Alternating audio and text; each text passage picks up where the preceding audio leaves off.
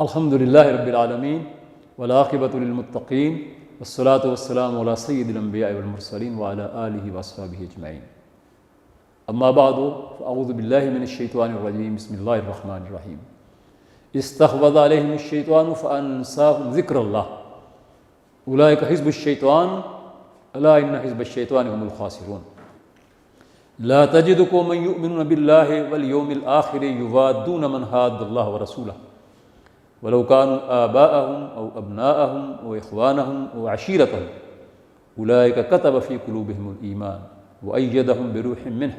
ويدخلهم جنات تجري من تحتها الأنهار خالدين فيها رضي الله عنهم ورضوا عنه أولئك حزب الله ألا إن حزب الله هم الغالبون الا ان حزب اللہ هم المفلحون صدق اللہ العظیم۔ برادران اسلام، معزز خواتین اسلام، عزیز نوجوان ساتھیوں اور میرے بچوں، السلام علیکم ورحمۃ اللہ وبرکاتہ۔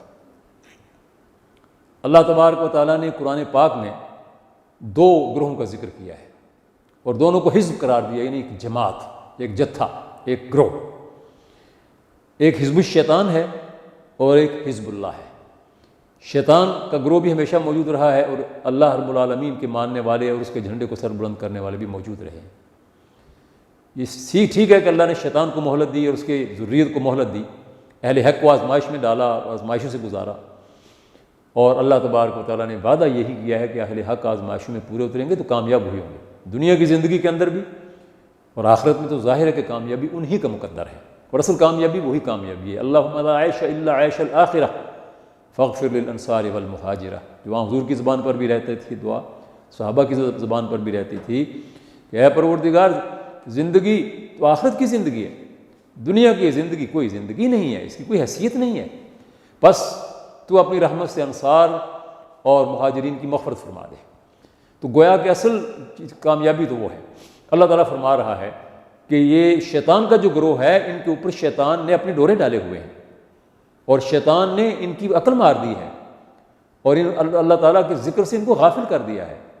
وہ اپنے نفس کے غلام بن گئے، وہ مادہ پرستی کے غلام بن گئے، وہ عیش و عشرت کے غلام بن گئے، لہو و لعب کے غلام بن گئے، اور انہوں نے اللہ اور اس کے رسول کے احکام کو پشت ڈال دیا، نظر انداز کر دیا۔ یہ فرمایا کہ یہ لوگ کون ہیں، ان کو پہچان لو،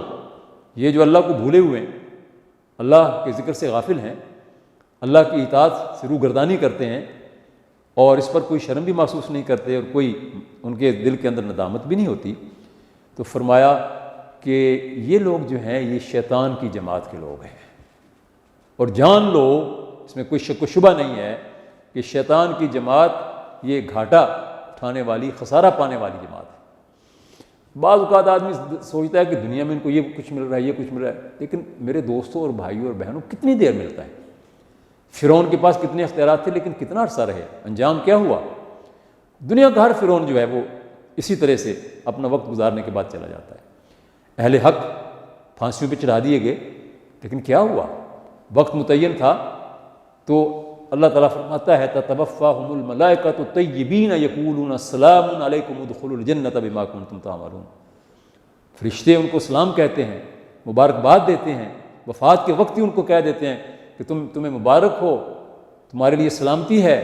جنت میں داخل ہو جاؤ، جو تمہارے اعمال تھے اللہ نے قبول فرما لیے۔ تو دنیا کی زندگی تو سب کی ختم ہو جانی ہے، چند روزہ ہے، آنکھ جھپکنے میں گویا ختم ہو جانے والی چیز ہے، اور وہ دنیا کے بعد کی زندگی نہ ختم ہونے والی زندگی۔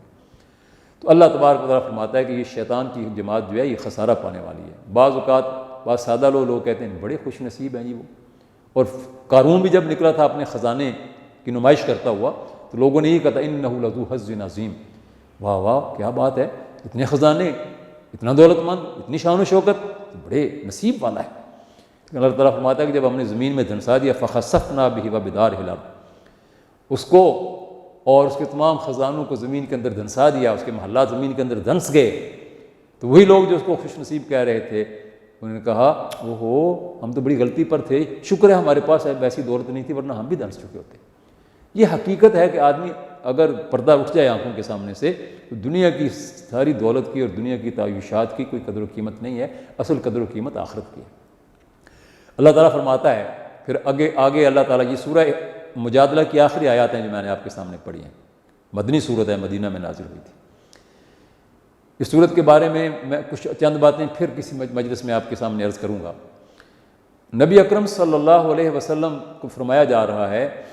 کہ تم کبھی نہیں پاؤ گے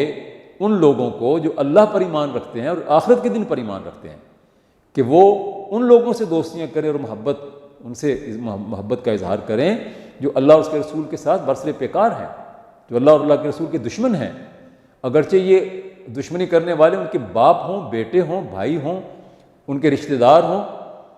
کوئی بھی ان کے ساتھ تعلق ہو ان کا، اگر اللہ کے دشمن ہیں تو ان سے کوئی محبت کا تعلق باقی نہیں رہتا۔ فرمایا کہ یہی وہ لوگ ہیں جو اللہ کی خاطر اپنا تعلق جوڑتے ہیں، اللہ کی خاطر اپنا تعلق توڑتے ہیں۔ اللہ تعالیٰ نے ان کے دلوں کے اندر ایمان لکھ دیا ہے، کتب فی قلوبہم الایمان، اللہ تعالیٰ کا لکھا ہوا کیسے مٹ سکتا ہے؟ کوئی اور چیز مٹ سکتی ہے، اللہ تعالیٰ کا لکھا ہوا نہیں مٹ سکتا، اور ان دلوں کے اندر اللہ نے ایمان لکھ دیا ہے،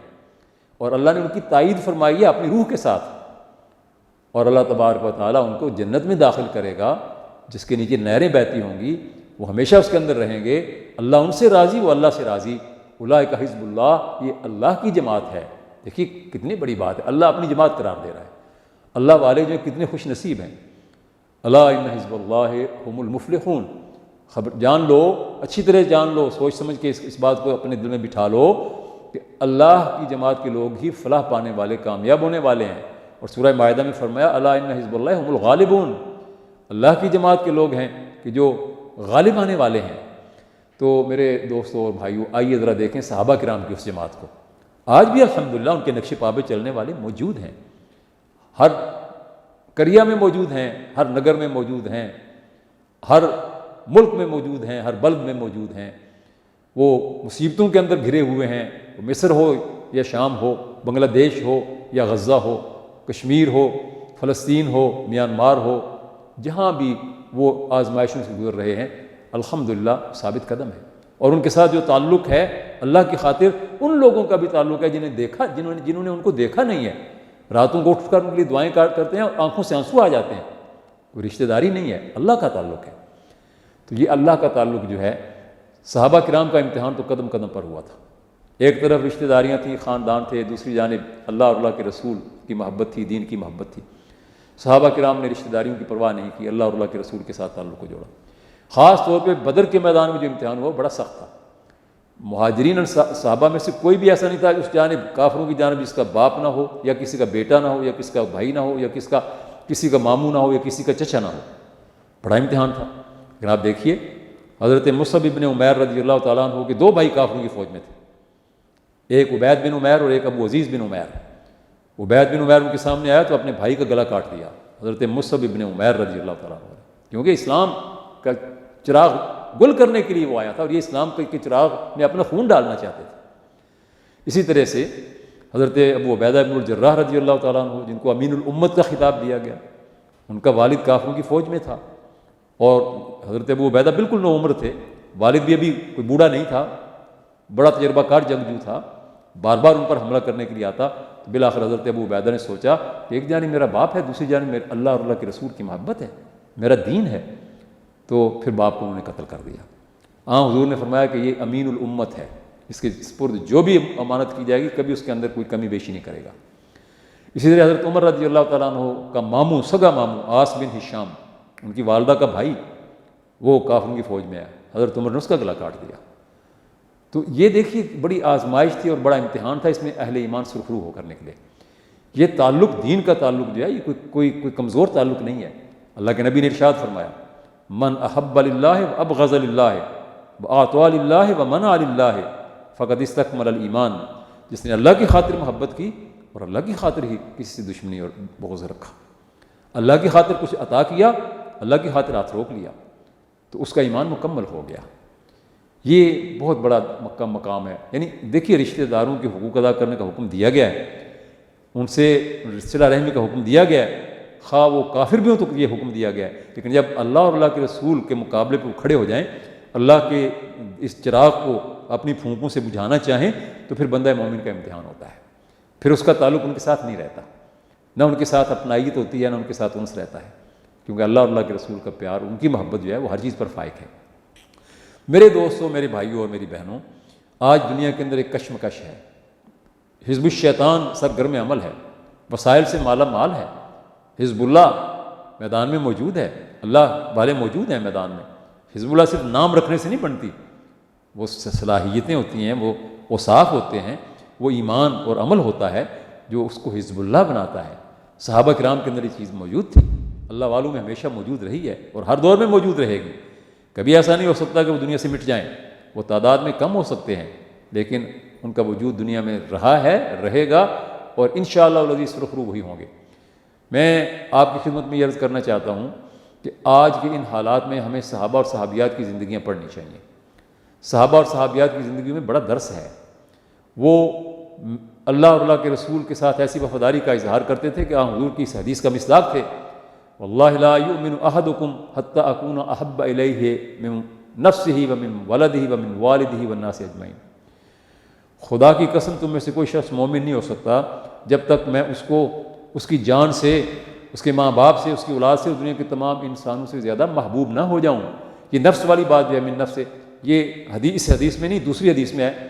اور اس میں حضرت عمر رضی اللہ تعالیٰ عنہ کا یہ واقعہ کہ حضور کے ساتھ وہ جا رہے تھے، حضور کے ساتھ ساتھ جا رہے تھے، کہا یا رسول اللہ خدا کی قسم آپ مجھے دنیا کی ہر چیز سے اور ہر انسان سے زیادہ محبوب ہیں سوائے اپنی جان کے۔ آپ نے فرمایا عمر یہ تو پھر ایمان کے منافی ہے، یہ تو ایمان کی تکمیل نہیں ہے، جب تک میں تمہیں تمہاری جان سے بھی زیادہ عزیز نہ ہو جاؤں تمہارا ایمان مکمل نہیں ہوتا۔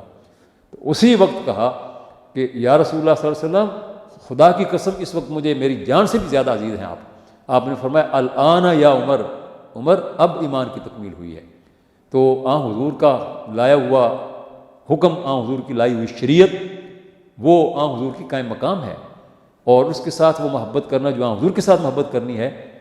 یہ ہر ایک بندہ مومن کا فرض ہے، دینی فرض ہے۔ اللہ تبارک و تعالیٰ ہمیں توفیق عطا فرمائے کہ ہم اپنا فرض ادا کر سکیں، اور اللہ تعالیٰ ان لوگوں کو اپنی حفاظت کا سایہ عطا فرمائے جو اس فرض کی ادائیگی میں تختہ دار کی طرف جا رہے ہیں اور لے جائے جا رہے ہیں۔ اللہ ان کو استقامت عطا فرمائے، اللہ ان کی مشکلات کو آسان فرمائے۔ وآخر دعوانا ان الحمد للہ رب العالمین۔